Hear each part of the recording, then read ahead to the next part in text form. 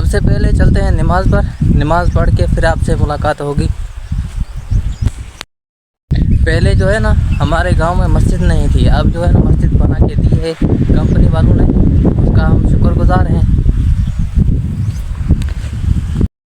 ये है हमारी बैठक, ये है हमारी मस्जिद। नमाज़ पढ़ के फिर आपसे मुलाकात करते हैं, तब तक के लिए बाय।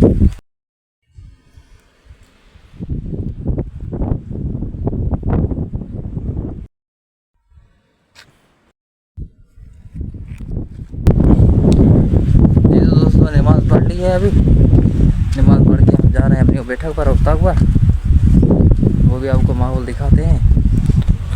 ये जा रहे हैं नमाज़ पढ़ के। नमाज अदा किया करो, नमाज में अंदर जो है बहुत सुकून मिलता है यकीन कीजिए। अभी नमाज पढ़ के मैं जा रहा हूँ अपनी बैठक पर।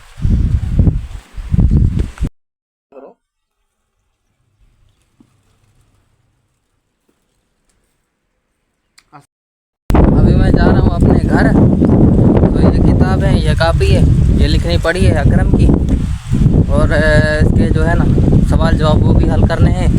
कुछ हल कर दिए हैं मैंने, अभी कुछ जो है ना करने पड़े हैं बाकी। अभी मैं जा रहा हूँ अपने घर, तो ये लिख के फारिग करके अकरम को वापसी देंगे।